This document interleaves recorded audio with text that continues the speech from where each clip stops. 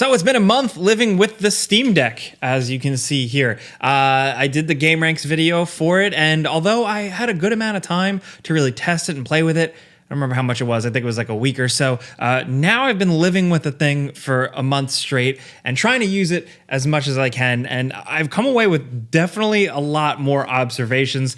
And you know, a lot of it, my original point still stands where I think it's pretty damn good.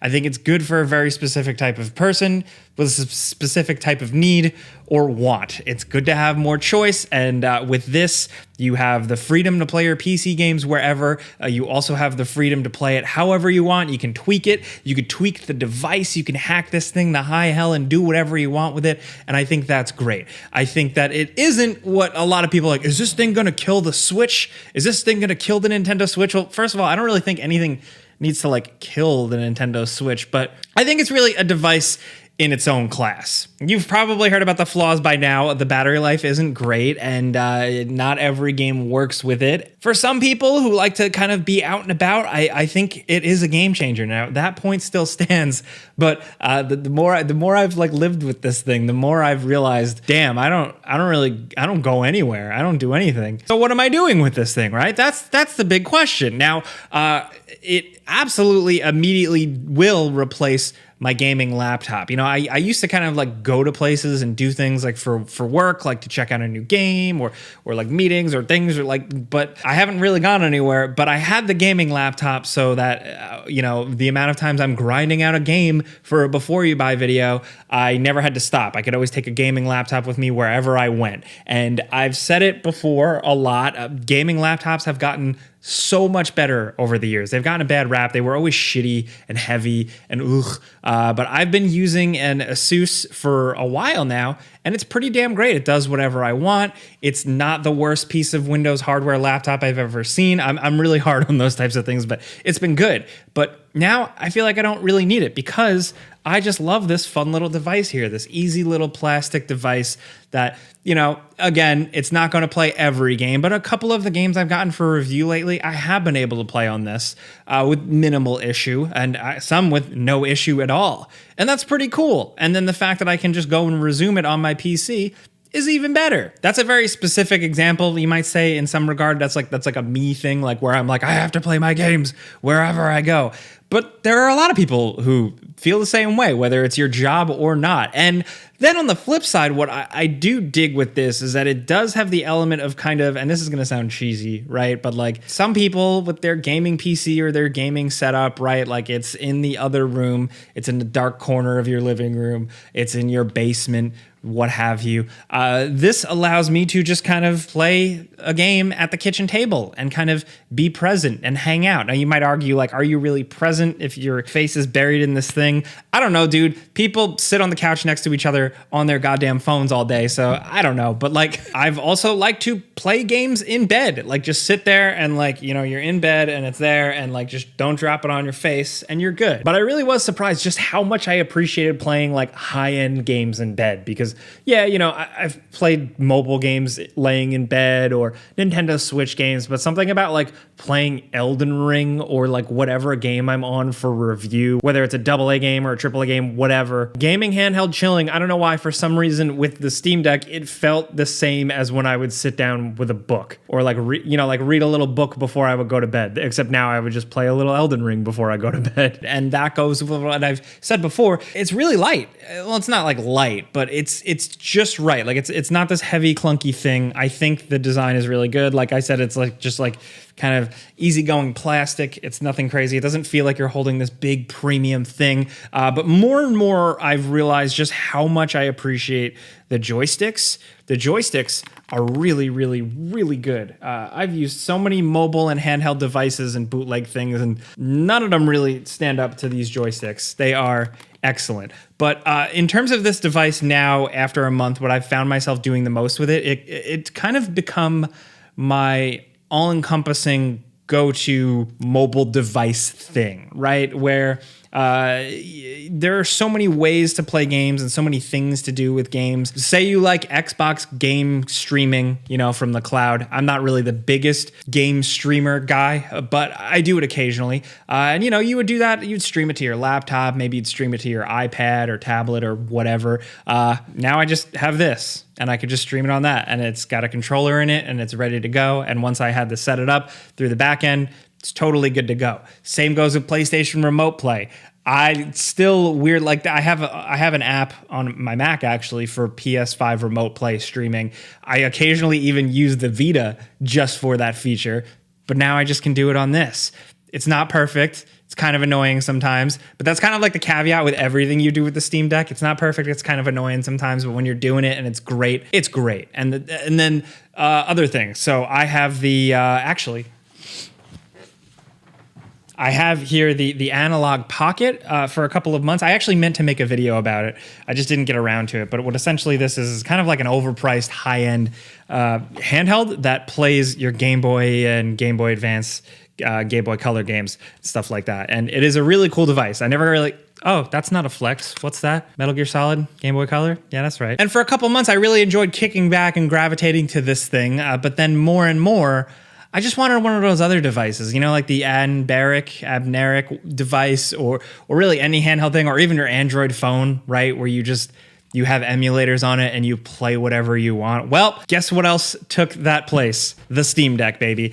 From Game Boy games, Super Nintendo games, all the way up to, PlayStation 1 games and GameCube games with Dolphin. Like the way this thing supports emulation is pretty close to flawless. I'm not like super hardcore with emulation. I just like it for old stuff. I'm sitting on all my old ROMs, and for that, it works really, really well. Couple that with like the versatility of, like I said, being able to do whatever you want. Like this thing doesn't really support Epic Game Store.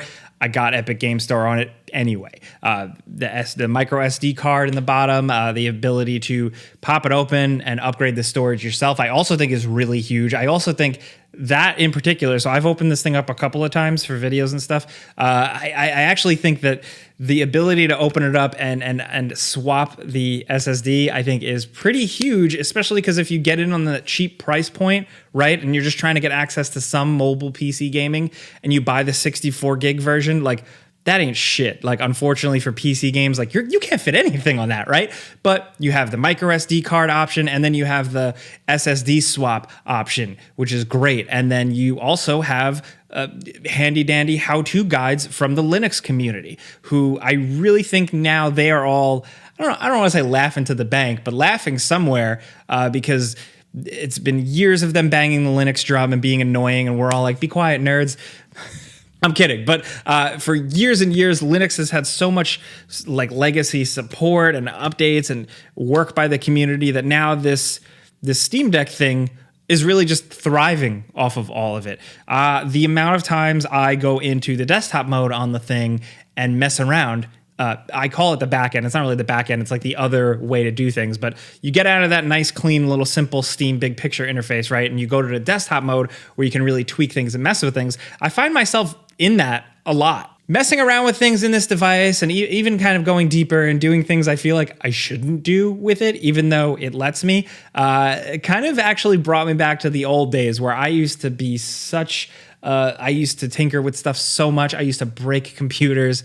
I used to really royally fuck things up, but also have a lot of fun with Linux and older Windows and stuff like that. I remember I had got Doom running on my iPod, like my black and white iPod screen.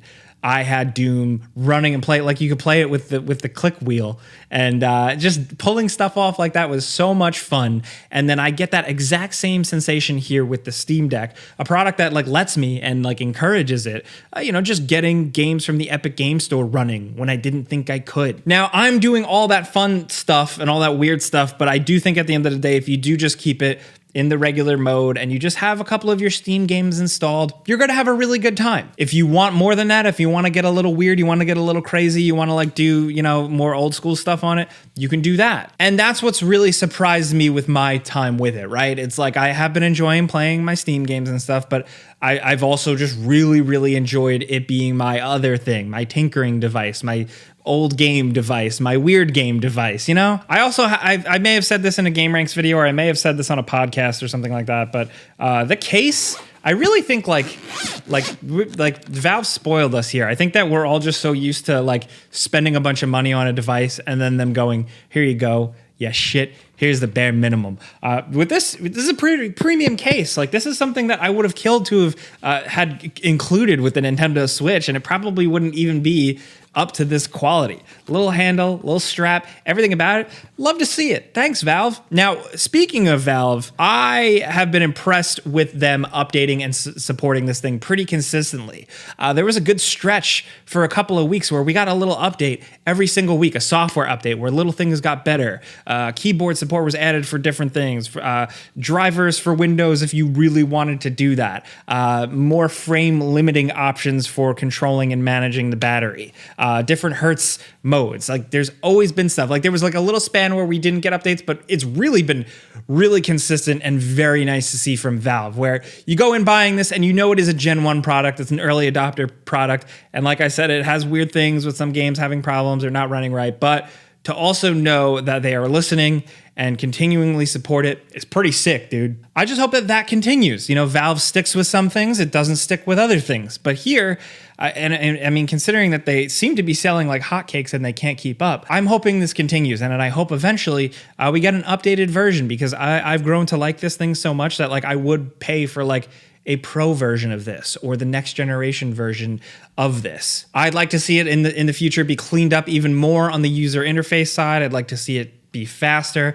I'd like to see the haptics and just the general touchpad, trackpad things just be better overall for a Gen 2 update. I'd like a little cover for the SD card slot, because as of right now, the micro SD just clicks in and that's it. I would love a little cover. Obviously, a bigger battery life is the main thing. I think they could cram a little more in here. I think they could, you know, but I'm not an engineer, but really for the price point and how competitive it is, especially compared to other devices I've used that also try to do this thing, like other devices that just kind of run Windows and they're a little more clunky. I really like what they're doing here, and the price, I mean, come on. And as things go back to normal and maybe I continue to get back out in the world, I'm really like looking forward to putting this thing in my backpack, in my travel case or whatever, even more. And I want to play the Steam Deck on a beach. I want to play the Steam Deck on a roof. I want to play the Steam Deck on a train. I want to play the Steam Deck in the rain. No, I don't. But that's where I'm at so far on the Steam Deck. I do think it's going to improve, like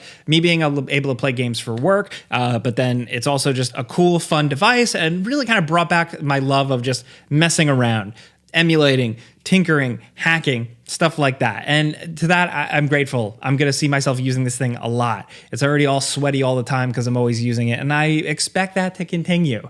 But I want to hear from you guys. If any of you guys got your hands on a Steam Deck, what are you thinking so far? If you've read reviews and you're not really into it, I get it. Maybe you're not a PC gamer. I get it. I do think this is actually a good entry point. I always say that somebody, like everybody out there, at least maybe owns at least one game on a Steam account, even if you're not a big PC gamer, if you get stuff for free or what have you. I think it's a good way to jump in either way. But if you are using one, I want to know what you're thinking so far. If you're still waiting on yours, let me know how long you gotta wait. And if you're just not interested, I'd definitely like to hear your perspective as well, as long as you're not a dick. But let's talk about this stuff, dude. Let's talk about Steam Deck. Let's talk about Valve and all their weirdness down in the comments. I want to hear from you. If you like what I'm trying to do here, where I'm just talking about stuff I love, I'm just yapping, clicking the like button's all you gotta do. It helps me legitimately. But I am Jake Baldino. Thank you so much for being here. Subscribe because video games. Pizza's on me.